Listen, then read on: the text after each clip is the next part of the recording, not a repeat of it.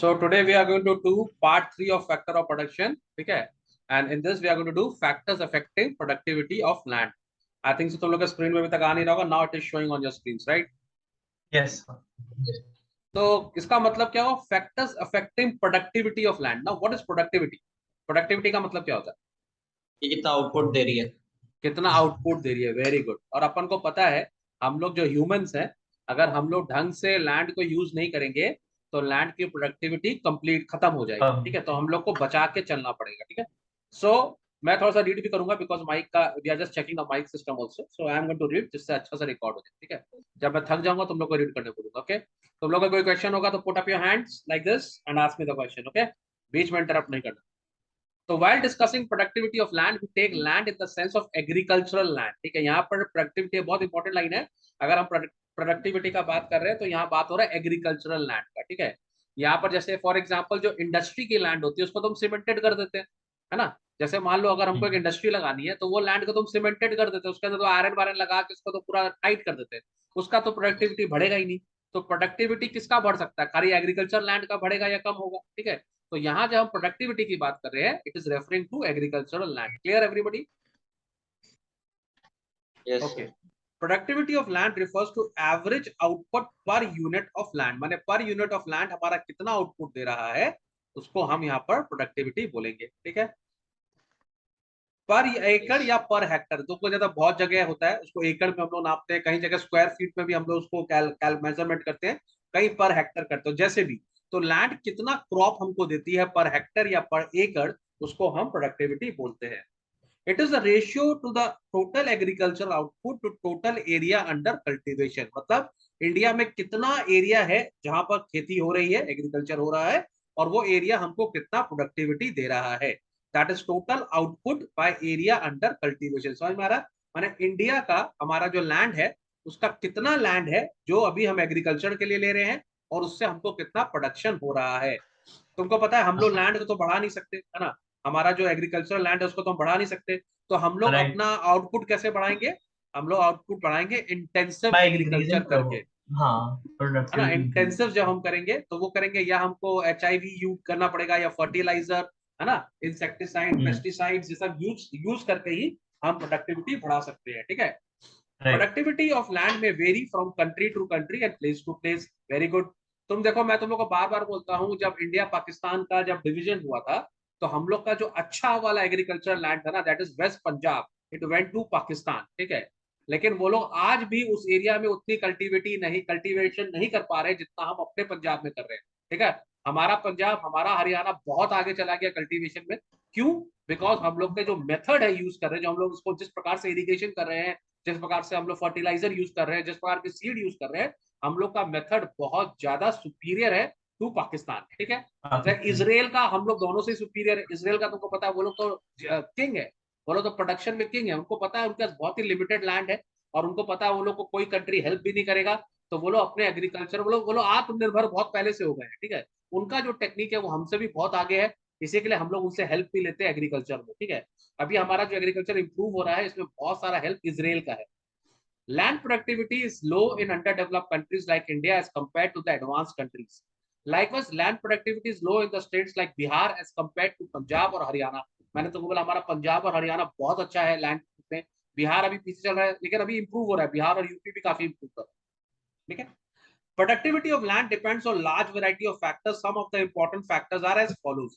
सबसे पहला बात तो क्वालिटी ऑफ सॉइल. तुम लोग को पता है हमारे इंडिया में 4 तरह के कौन से सॉइल आते हैं? बताइए धीमंत एंड हाँ एनजे, सर. बताइए कौन. सर मैं बताता हूँ. Alluvial soil, black soil, red soil और चौथा वाला sir laterite soil. Laterite soil. ठीक है, तो ये हम लोग 4 मेन पढ़ते हैं. वैसे तो माउंटेन सॉइल भी है, ठीक है, लेकिन हम लोग ये 4 के बारे में ज्यादा पढ़ते हैं. उसमें सबसे बढ़िया फर्टिलिटी किसका होता है? सर एलुवियल सॉइल और एलुवियल सॉइल का और red alluvial soil. Soil, black soil सबसे अच्छा है फर्टिलिटी के लिए. अच्छा हाँ, ब्लैक सॉइल के अंदर Yes. थोड़ा सा प्रॉब्लम है कि वो माने ब्लैक सॉइल तो उसके अंदर तो बहुत ज्यादा इरिगेशन माने मॉइस्चर रिटेनिंग कैपेसिटी बहुत ज्यादा है. थोड़ा सा हाँ. फर्टिलाइजर देने से बहुत अच्छा रिजल्ट आता है अपना. लेकिन एलुवियल सॉइल और ब्लैक सॉइल हर जगह तो नहीं मिलता है इंडिया में, तो तुम लोगों को पता ही है. एलुवियल सॉइल तो हमेशा रिवर ट्रैक्स के बगल में मिलता है. तो क्वालिटी ऑफ सॉइल एक बहुत इंपॉर्टेंट चीज है कि कौन सा एरिया में किस तरह का सॉइल है. ठीक है, अगर मान लो तुम्हारे एरिया में लैटेराइट सॉइल है, तो तुमको पता है लैटेराइट सॉइल तो बाबा जी मैंने बिना, वो तो हालत खराब है उसका, है ना। वो तो सबसे बेड होता है ना, उन लोग के अंदर तो पूरा का पूरा पोरस होता है, वो तो सब गायब हो जाता है, कुछ रहता ही नहीं उसके अंदर। तो अगर मेरे पास लैटेराइट सॉइल है तो वहां पे मेरा खेती को बहुत प्रॉब्लम होगा, लेकिन हम उसको भी रिवाइव कर सकते हैं। कैसे? By using irrigation and fertiliser. Fertiliser. ठीक है, तो quality of soil is a boon. अगर आपके पास एल्यूवियल सॉइल है तो बस बम्बम है आपका, है कि नहीं। तुमको पता है इजिप्ट जो है, ठीक है, वहां पे नाइल है, रिवर नाइल, ठीक है, तो तुमको तो पता है वो तो पूरा डेजर्ट एरिया है। लेकिन नाइल हाँ के सर। बगल का जो एरिया है वो बहुत ग्रीन है। क्यों? क्योंकि नाइल से पानी मिलता है और वहां से सिल्ट मिलता है, फर्टिलिटी। जिससे एग्रीकल्चर है। तो उस किस एरिया में आप रहते हो, उस एरिया में किस तरह का सॉइल है, ये बहुत इंपॉर्टेंट हो जाता है हमारे लिए। ठीक है, तो agriculture land productivity depends on the quality of soil. इसको तो समझ में आ ही गया। If land is rich and fertile, land productivity is likely to be more. On the other hand, land productivity will be low in case of less fertile land. अब तुमको समझ में आता है, लोग दिल्ली दिल्ली क्यों चलाते हैं, दिल्ली चाहिए दिल्ली चाहिए, दिल्ली पे कब्जा करो, दिल्ली पे कब्जा करो। जितने भी लोग आए, जितने भी शासक आए, वो राजस्थान पे कब्जा करना नहीं चाहते, वो एमपी पे कब्जा करना नहीं चाहते, वो चाहते हैं दिल्ली। वाई? बिकॉज दिल्ली के आसपास का दिल्ली जितना एरिया है, नॉर्दर्न प्लेन्स एरिया है, वो बहुत फर्टाइल एलुवियल। था। ठीक है, बहुत फर्टाइल एरिया था, इसी के लिए। और एक जमाने में एग्रीकल्चर ही पैसा था। ठीक है, तो सब चाहते थे कि हाँ जो दिल्ली पे कैप्चर करेगा उसको सबसे ज्यादा फर्टिलिटी मिलेगा, एग्रीकल्चर मिलेगा, उसका देश आगे बढ़ेगा। So everybody wanted to control Delhi. Okay, size of holding. Size of holding का मतलब क्या हुआ? साइज ऑफ होल्डिंग्स हम्म हाँ सर। मतलब आप जैसे मान लो ये धीमंत के दादाजी के पास इतना लैंड था, इतना सारा। ठीक है, ठीक है। अच्छा धीमंत, जब तुम, अच्छा हाँ एक बात सोचो, अगर तुम लोग को मालूम है स्पेशलाइजेशन क्या होता है? You know what is specialisation? Improvement. Specialisation का मतलब होता है, अगर हम एक ही काम को बार बार करेंगे तो हम उसमें चैंपियन बन जाएंगे। माने वो हाँ हमारे लिए बहुत इम्प्रूवमेंट। स्पेशल। इम्प्रूव माने क्या, हम स्पेशलाइज हो जाएंगे उसमें। ठीक है, हाँ उस वैसे चीज ही में। अगर सपोज कर पैसे। लो इतना बड़ा खेत है मेरा, ठीक है, इस पूरा खेत में सपोज कर लो अगर हम सनफ्लावर लगाते हैं, इस पूरे माने यहाँ पर हम सनफ्लावर लगाते हैं, ठीक है, तो कितना फायदा होगा हमको। एक तो हम बहुत ह्यूज क्वांटिटी में लगाएंगे, है कि नहीं, बहुत ही ह्यूज क्वांटिटी में हम लगाएंगे सनफ्लावर को। ठीक है, ये पता नहीं कौन सा फ्लावर बन रहा है, पूरा सब जगह लगा दिया हमने फल सनफ्लावर। ठीक है, और हाँ काफी इसमें क्या होगा ना, हम एक बार में सपोज कर लो अगर हमने ट्रैक्टर भी लाए, अगर हम, तो हम एक ट्रैक्टर को भाड़े पे लाएंगे और इस पूरा खेत के अंदर में ट्रैक्टर से प्लाउइंग कर देंगे, सब काम कर देंगे, तो मेरा प्रोडक्शन भी ज्यादा होगा, है कि नहीं। अब इसके बाद क्या हुआ, जैसे मैंने बोला ये धीमंत के दादाजी का खेत है, ठीक है। धीमंत, तुम्हारे दादाजी के कितने बेटे हैं? दो। दो बेटे हैं। तो अब दादाजी के बाद क्या होगा, ये दोनों जो खेत है इसमें बंटवारा हो जाएगा, है ना, होता है ना घर में। तो इस खेत हाँ का हो गया दो खेत। ठीक है, अब जनरली देखा जाता है घर में कि चाचा ताऊ में इतना नहीं पड़ता, सब किसी के घर में होता भी अच्छा। तो चाचा जी बोले हमको सनफ्लावर नहीं लगाना है, पापा बोले लगाना है। तो चाचा जी बोले तुम अपना देखो, अपना देखेंगे। तो चाचा जी बोले हम कुछ और लगाएंगे, पापा बोले क्या? बोले हम लगा लेंगे कुछ भी, हमारा मर्जी। तो उसके पापा ने लगा लिया ये क्वेश्चन मार्क, चाचा जी ने। ठीक है, उन्होंने अपने खेत में ही लगा लिया। अब क्या होगा, अब तुम देखो, जो ट्रैक्टर का भाड़ा इतना बड़ा खेत को कर रहा था कल्टीवेट, अब उसका भाड़ा डबल लगेगा ना। एक दिन इसके लिए लाएंगे, एक दिन इसके लिए हैं। लाएंगे, है कि नहीं। प्लस अब इतना सारा खेत, अब यहाँ पर हमने क्या किया, बाउंड्री भी लगा दी। ठीक है, जब हमने यहाँ पे बाउंड्री खींच दी, तो इसका मतलब क्या हुआ, इतना तो वेस्ट ही हो जाएगा ना, ये साइज तो कम लड़ाई हो गया। लड़ाई चल रहा है ना। अब तो इसका, अगर तुम मेरे खेत में घुसे, तुम्हारी गाय अगर मेरे खेत में आई तो झगड़ा हो जाएगा, है कि नहीं। तो ये खेत का साइज हो गया छोटा और प्रोडक्टिविटी हो गया कम। फिर तुम्हारे कम। चाचा के कितने बेटे होंगे बेटा? मान लो तुम्हारे चाचा के भी दो बेटे हैं दो। या चार बेटे हैं, तो ये खेत चार हिस्सा में बट गया। तुम्हारे पापा के दो हैं तो तुम्हारा दो में हो गया। फिर ये जो तुम्हारा है इसके भी चार, दो बच्चे हैं, फिर ये दो में हो गया। इसके चार है तो ये चार में हो गया। इसके मान लो छह हैं, ओ माय गॉड, हाँ सर। तो इतना छोटा हो गया।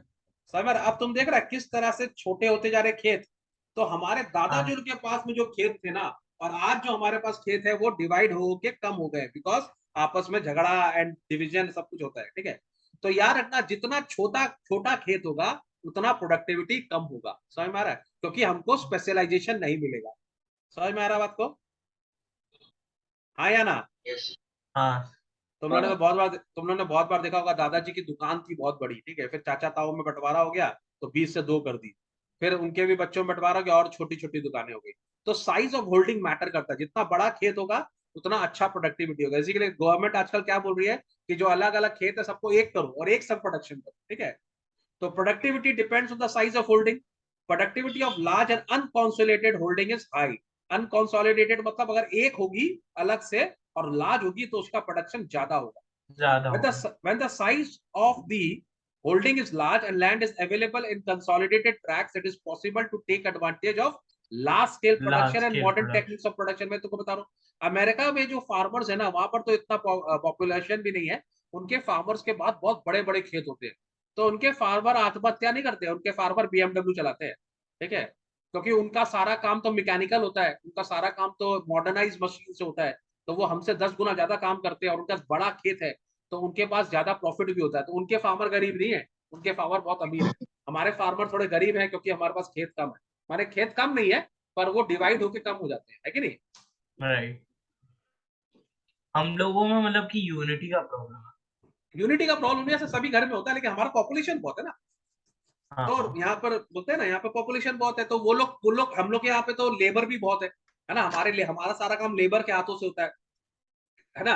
उनका सारा काम ट्रैक्टर से होता है, वो भी मॉडर्नाइज ट्रैक्टर्स होते हैं, उनका ट्रैक्टर सब काम करता है। प्लॉइंग भी करता है, सीड भी डाल देता है, फिर हार्वेस्टिंग भी करता है, सॉर्टिंग भी करता है, पैकिंग भी करता है। एक ट्रैक्टर जो होता है मल्टी पर्पज ट्रैक्टर होता है, उसमें सारा काम होता है। हमारे यहाँ तो हर काम के लिए आदमी है ना। हम लोग तो आज भी बुलक बुलक काट से या बफलो से हम लोग प्लाव कराते हैं। फिर एक आदमी आता है, उसके अंदर सीड करता है, फरो में डालता है उसको, फिर एक आदमी पानी देता है, फिर एक आदमी कटाई करता है, फिर एक आदमी उसको थ्रेशिंग करता है, फिर एक विनोइंग करता है, फिर उसको भरता है, फिर बोरा पैकिंग अलग होता है, फिर ट्रांसपोर्ट में जाता है। तो हमारे यहाँ तो बहुत प्रोसेस है। वहां पर तो एक ही मशीन है सारा काम करती है, तो उनको ऑब्वियसली प्रॉफिट ज्यादा होता है, फास्ट भी होता है, ठीक है। तो when the size of holding is small and holdings are of divided into number of tiny plots, it may be difficult to avail the advantage of modern technique, है ना। फॉर एग्जाम्पल तुमको tractor ना भाड़े पे मिलता है, ठीक है। अगर तुमको बोला भैया आपका हम एक दिन का ट्रैक्टर का 5,000 रुपीज लेंगे, ठीक है। अब उन लोग को फर्क नहीं पड़ता आपके पास कितना बड़ा, आपके पास लैंड कितना बड़ा है, ठीक है। अगर मान लो मेरे पास इतना बड़ा लैंड है और मैं ट्रैक्टर लेकर आया तो मेरे को ये 5,000 रुपीज सस्ता लगेगा ना। लेकिन अगर मेरे पास इतना छोटा सा लैंड है और ट्रैक्टर का तो रेंट फिक्स है, तो इतना सा लैंड में अगर मैं ट्रैक्टर चलाऊंगा तो ऑब्वियसली ये एक्सपेंसिव पड़ेगा मेरे लिए, है कि नहीं। तो जितना बड़ा मेरे पास लैंड होगा उतना मेरे को स्पेशलाइजेशन का फायदा होगा। समझ में आ गया। जब बड़ा लैंड है तो मैं ट्रैक्टर खरीद भी लूंगा, छोटा लैंड में ट्रैक्टर खरीद तो कोई फायदा नहीं है कि नहीं। चलो, तो यहाँ पे बोल रहे हैं कि when the holding is small and holdings are of divided into number of tiny plots, it may be difficult to avail the advantage of modern technique. In India, the land productivity is low partly because the average size of holding is small. हमारे India में आज के date में जो average size of holding काफी slow हो गई, क्योंकि दादाजी दादा के पास उनके बेटे बेटे के फिर बेटे सब डिवाइड होता जा रहा है और हमारे लैंड छोटे होते जा रहे हैं, ठीक है। एग्रीकल्चर टेक्निक, अभी हम लोग बात करें, टेक्निक बहुत इंपॉर्टेंट है। अगर आप मॉडर्न टेक्निक यूज करोगे, जैसे आजकल हम लोग क्या करते हैं ना, आजकल हम नर्सरी में लेकर जाते हैं। हम लोग क्या करते हैं, प्लांट्स को पहले नर्सरी जैसे, अच्छा एक और मैं चीज समझाऊं तुम लोग को, कॉमन सेंस का बात है। सपोज कर लो पहले के जमाने में क्या होता था कि मेरे पास जो मेरा वो है, क्या नाम है, मेरा जो फार्म है, ठीक है, उसमें सपोज कर लो मैंने वीट उगाया, ओके। अब वीट का सपोज कर लो 100 सैक्स, 1000 मान लो, 1000 सैक्स का प्रोडक्शन हुआ, ठीक है। अब हम लोग क्या करते थे, इस 1000 सैक में से 100 सैक रख लेते थे अपने कंजम्पशन के लिए और नेक्स्ट ईयर के लिए, ठीक है। नेक्स्ट ईयर के लिए हम लोग ने 100 सैक्स रख लिए अपने खाने पीने के लिए, रिलेटिव्स को देने के लिए। और क्या नाम है, हम लोग क्या सोचते थे, इसी सैक से हम नेक्स्ट ईयर, यही हमारा सीड होगा, ठीक है, इसी को हम सीड की तरह यूज करेंगे।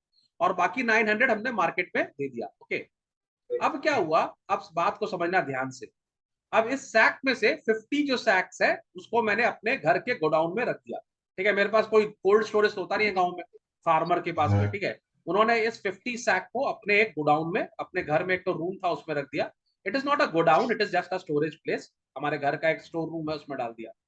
ऑब्वियसली उसके अंदर रैट्स आएंगे, ठीक है ना। स्नेक्स, रैट्स होगा तो स्नेक्स भी आएंगे, ठीक है, माइस आएंगे, टर्माइट, बहुत सारे हम लोग के उसके अंदर वॉर्म्स आएंगे, बहुत चीज इसमें लगेगा, फंगस आ जाएगा इसके अंदर में, ठीक है।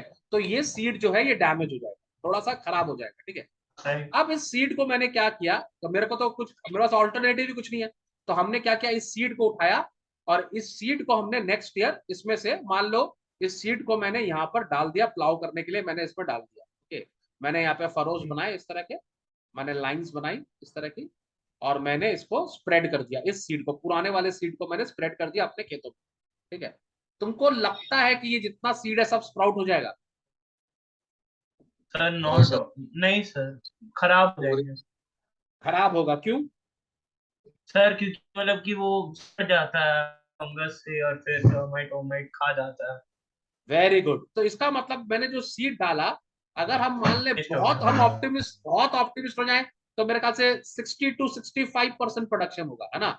जो लैंड का कैपेसिटी है उसका 62 मैंने जितने भी सीड डाले मैंने, उसमें से 65% स्प्राउट होंगे, बाकी 35% तो खत्म, वो तो स्प्राउट नहीं होंगे। लेकिन एक प्रॉब्लम क्या, सीजन तो खत्म हो जा रहा है ना, राइट या रॉन्ग? क्योंकि सीजन तो हाँ लौट के नहीं आएगा ना। अब मैंने इसमें सीड डाला, अब सीड को उगने में 3 मंथ्स लगेगा। आफ्टर 3 मंथ्स मेरे को मालूम पड़ेगा कि मेरा रेट ऑफ सक्सेस कितना है। अगर मान लो मेरा रेट ऑफ सक्सेस 45% है तो बहुत खराब है ना? इनफैक्ट 65% भी खराब है। जब मेरी कैपेसिटी 100% की है तो मैं 65% का प्रोडक्शन क्यों करूं? क्यों रोकूं? अंडरस्टूड? क्यों रोकू? 35% है। और सबसे बड़ा इंपॉर्टेंट क्या, दिस आर टाइम बार्ड, की टाइम तो वापस नहीं आएगा, सीजन तो वापस नहीं आएगा। आप दोबारा तो सीड लगा नहीं सकते इसके अंदर में, और सीड सर यहाँ उग गए। हाँ बोलो। सर इस 65% में से मतलब कि कम से कम मतलब 15 to 30% इसका मतलब कि खराब हो जाता हो, मतलब उग अरे जाता हट, होगा, बट उसके अंदर अरे जो पागल, 100 लगा में है। से 35 खराब माना मैंने। जो मैंने सीड डाला हाँ 100%, उसे 35% खराब निकल गया। माने मेरा अच्छा। प्रोडक्शन 100% होना चाहिए था। मैं तो बहुत ज्यादा ऑप्टिमिस्ट चल रहा हूँ, ठीक है, इतना भी नहीं होता। ठीक है, तो मेरा, मैं तुमको बोल रहा हूँ 35% खेती तो मेरा खराब हो गया ना, और ये तो महीना भी चला गया, मेरा मंथ भी बेकार हो गया। अब इस मंथ हाँ में तो हम इसको री कर नहीं सकते क्योंकि सीजन चला गया, सीजन तो अगले साल ही आएगा। अंडरस्टूड? तो इसको बचाने के लिए आजकल हम लोग क्या करते हैं, आजकल हम लोग क्या करते हैं, सरकार बोलती है आप ये वाला जो आपका लास्ट ईयर का सीड है ना, इसको यूज मत कीजिए। ठीक है, आप बाजार से HYV लीजिए, हाई यील्डिंग वैरायटी। ठीक है, ये जो सीड्स होते हैं, ये साइंटिफिकली इसको नरिश किया जाता है, इसको कोल्ड स्टोरेज में रखा जाता है। ठीक है, इनके अंदर कोई बैक्टीरिया या कोई फंगी या कुछ भी नहीं होते ये सीड्स। ठीक है, स्टोरेज में रखे जाते हैं। तो हम लोग इस सीड को यूज करते हैं। अगर आप HYV सीड यूज करोगे तो आपका जो सक्सेस रेट है वो 95% हो जाएगा। क्या समझे बात को? माने हम्म 95% आपका प्रोडक्शन हो जाएगा। तो इसका, इससे तो देश को भी फायदा और तुमको भी फायदा। तुमको फायदा क्या, तुम ज्यादा प्रोडक्शन करोगे तो ज्यादा बेच पाओगे। राइट, और देश को फायदा क्या भाई, देश का पास तो लैंड एक ज्यादा ही मिलेगा खाना।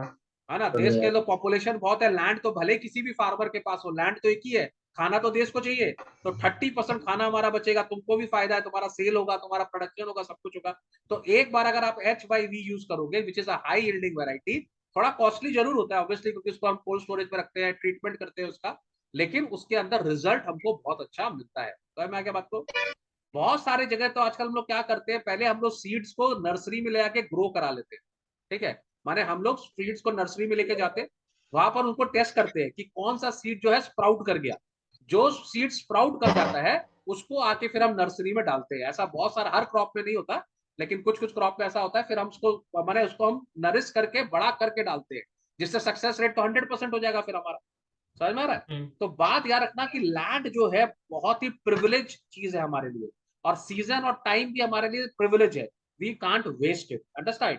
सो हमारी एग्रीकल्चर टेक्निक बहुत अच्छी होनी चाहिए। ठीक है, the type of agriculture technique used is an important determinant of land productivity. In the developed countries, land productivity is very high because of the use of highly advanced techniques of production like tractors and threshers, fertilizers, high yielding varieties of seeds. Okay? In India, most of the farmers continue to use outmoded and inefficient technique of production. Use of fertilizer and high yielding variety of seeds is extremely limited. Why? Because we don't have money. The farmers don't have money. Right. तो bank लोग आजकल loan भी देते हैं इसके लिए। ठीक है, बैंक बोलता है ठीक है आप हमसे लीजिए, ऐसा स्कीम्स है कि आप लोन ले लीजिए, लोन लेकर आप सीड खरीदिए, लोन लेके आप फर्टिलाइजर खरीदिए। ऑब्वियसली आपका प्रोडक्शन अच्छा होगा, प्रोडक्शन अच्छा होगा तो सेल अच्छा होगा, तो आप हमको रिपे कर दीजिएगा। ठीक है, नेक्स्ट हम बात करेंगे इरिगेशन फैसिलिटीज का। मानसून का सीजन चल रहा है ना? बारिश हो रही है सबके यहाँ। बताओ तो हाँ मानसून का सर। सीजन कितना मंथ रहता है हमारे यहाँ? Sir sir 3 to 4 months। हाँ, 3 to 4 months। जून से सितंबर तक रहता है। 4 मंथ्स जून से रहता है हमारे यहाँ, मानसून का सीजन फोर होता है 4 मंथ्स। ठीक है, और खाना जून। हमको चाहिए 12 महीना। हाँ बड़ी ना इंसाफी है। तो अगर हम इन 4 महीना के पानी के ऊपर अगर हम इंतजाम करेंगे, घिरमर घुमर घिराए बदिरा, है ना, पहले किसान लोग गाना गाते थे, पानी पानी रे खारे पानी रे, पर पानी तो 4 महीने ही आएगा, बाकी 8 महीने सूखा जाएगा, तो खेती कैसे हो पाएगा, बताइए जरा। इसी के लिए हमको चाहिए इरिगेशन। इरिगेशन का मतलब क्या होता है? Artificial means of providing water. ठीक है, तो हम लोग क्या करते हैं, डैम बनाते हैं। ठीक है, डैम में हम पानी स्टोर करके रखते हैं। ठीक है, उससे फिर हम कैनल्स बनाते हैं। ठीक है, उस कैनल्स में हम पानी छोड़ते हैं और हमारे खेतों को पानी मिलता है। ठीक है, एक तो कैनल सिस्टम है। उसके बाद सिस्टम क्या है, ट्यूबवेल ना, हम ट्यूबवेल यूज ट्यूबवेल। करते हैं। ट्यूबवेल में क्या होता है, अंडरग्राउंड वाटर जो है उसको हम निकालते हैं। ठीक है, उसको निकाल के खेतों में इसी कैनल की तरह से हम पानी भेजते हैं सबकी जगह। तो अभी क्योंकि इंडिया में हमारा इरिगेशन फैसिलिटी माने artificial means of providing water बहुत ज्यादा हम डेवलप कर रहे हैं, इसके ऊपर बहुत काम कर रहे हैं। तो अब हम सिर्फ एक सीजन नहीं, हम 2-3 क्रॉप कर लेते हैं। पहले हमारे लिए सिर्फ एक ही सीजन में एक ही क्रॉप होता था, आजकल हम 2-3 क्रॉप कर लेते हैं, है ना, क्योंकि पानी है हमारे पास में, फर्टिलाइजर है हमारे पास में। ठीक है, इरिगेशन का सिस्टम है हमारे पास में, सब कुछ है। तो हम अपना मल्टीपल क्रॉपिंग सिस्टम कर लेते हैं, जिससे हमारा प्रोडक्शन काफी बढ़िया हो जाता है। ठीक है, productivity of land is affected by the availability of irrigation facilities. Productivity is bound to be low in those areas which lack irrigation facility. जहां पर आज भी पानी नहीं है, वहां पर प्रोडक्शन बहुत कम हो जाएगा। ठीक है, this is the case in the state like Bihar and Odisha. On the other hand, land productivity is high in the state like Punjab and Haryana, partly because of the availability of adequate irrigation facilities. अब पंजाब और हरियाणा तो ऐसे भी काफी नदियां हैं, पंजाब में तो पता ही है नदी भी काफी है, तो उनके पास पानी भी रहता है। और बिहार में पानी का प्रॉब्लम है, उड़ीसा में प्रॉब्लम है, यूपी में तो उतना नहीं है। ठीक है, सर तो उड़ीसा में क्यों? सर उड़ीसा में पानी का उड़ीसा में कहाँ है रिवर, हमारे पास उतनी, हमारी गंगा जो है वो तो क्या नाम है, लास्ट में आके बे ऑफ बंगाल में चली जाती है ना। उड़ीसा में की तरफ में कहाँ से नदी आएगी, वो आती है थोड़ी बहुत नदी जो है, गोदावरी और ये सब जो नदी है वहां से आती है, लेकिन पानी का कमी है वहां पर, है ना, इसी के लिए वहां पे सर इरिगेशन का वहां थोड़ा पे सा। डैम्स भी तो है बहुत सारे। अरे डैम से, डैम वहां पर है, ये वहां पर एक तो डैम है, लेकिन क्या नाम है, पूरा वो तो अभी बना है ना डैम, तो पुराना है, ऐसा बात नहीं, हीराकुड। ठीक है, लेकिन क्या नाम है, ओवरऑल उड़ीसा को देखेंगे, उससे पूरा उड़ीसा को तो पानी नहीं मिलता है ना। और हाँ ये भी है। Historically historically Orissa and Bihar, they are the states जहाँ पे इरिगेशन का फैसिलिटी का प्रॉब्लम था। ठीक है, देखो एजुकेशन का भी एक बहुत बड़ा प्रॉब्लम है, इलिटरेसी भी था वहां पर। ठीक है, ये सब बहुत सारे प्रॉब्लम, लेकिन अभी हम लोग अभी टुडे आज का सिनेरियो में we have improved a lot, अभी इतना प्रॉब्लम अरे नहीं है। ओके, चलो, एक और इंपॉर्टेंट पॉइंट है, pressure on population of land. अब तुम देखो इंडिया में इतना पॉपुलेशन है, इतना पॉपुलेशन है, इतना पॉपुलेशन है। ठीक है, तो और हमको खाना चाहिए, तो खाना कहाँ से आएगा, लैंड से आएगा। तो हम लोग आजकल 1 टाइम 2 टाइम 3 टाइम क्रॉप करेंगे। अच्छा, किसी किसान को बोलो, फार्मर को बोलो, भैया देखिए आप 3 साल से लगातार खेती कर रहे हैं, है ना, जमीन का सारा फर्टिलाइजर खत्म हो गया होगा, मिनरल खत्म हो गया होगा, आप एक काम करिए ना, इस साल आप एग्रीकल्चर मत कीजिएगा। तुमको लगता है वो सुनेगा तुम्हारा बात? नहीं हाँ, उसको सुनेगा। तो पैसा चाहिए। हाँ, लेकिन तुम बताओ, हम लोग जिस प्रकार से लैंड पे क्रॉप उगा रहे हैं, लैंड का खाना क्या है, तो मिनरल्स है ना जो सॉइल के अंदर में है, तो हाँ। सारा मिनरल्स तो क्रॉप खा रहे हैं हर साल, तो मिनरल्स तो कम हो ही रहा होगा ना बार बार, है कि नहीं?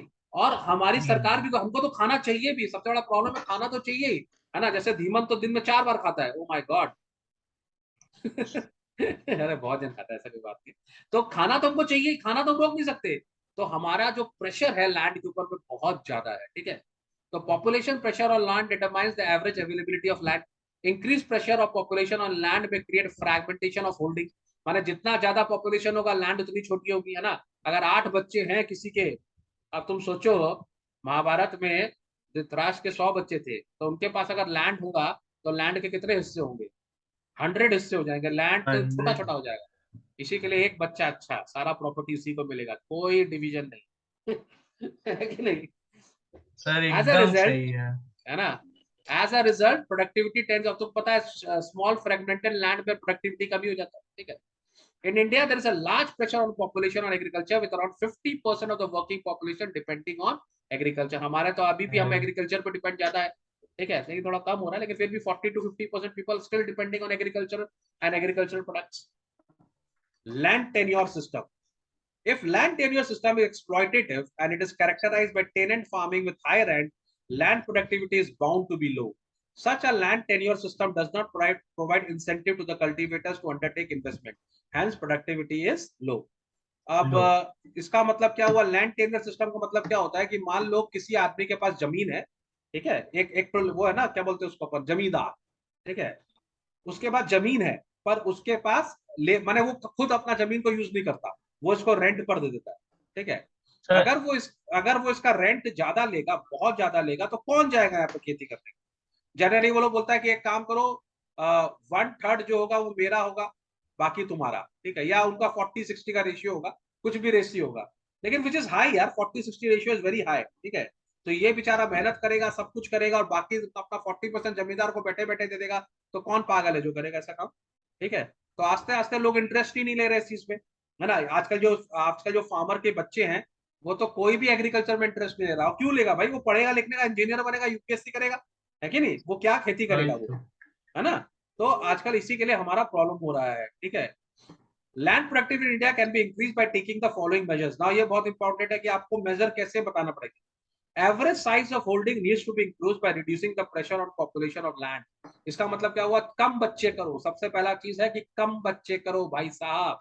अगर आपके 4-4, 5-5 बेटे होंगे तो लैंड आपका और छोटा हो जाएगा, ठीक है। तो आप कम बच्चे होगा तो फ्रैगमेंटेशन ऑफ लैंड कम होगा और लैंड का होल्डिंग बड़ा होगा। प्लस एक और बात है, चाचा ताऊ में झगड़ा नहीं होना चाहिए, प्यार होना चाहिए। उन दोनों को अपना लैंड जोड़ लेना चाहिए। फिर से अगर पढ़े लिखे बच्चे हैं तो वो लोग अपना लैंड को जोड़ लेंगे, ठीक है, बेनिफिट ऑफ स्पेशलाइजेशन लेंगे, फिर उनका पास तो रुपया ज्यादा हो जाएगा, बांट लो आपस में, है कि नहीं।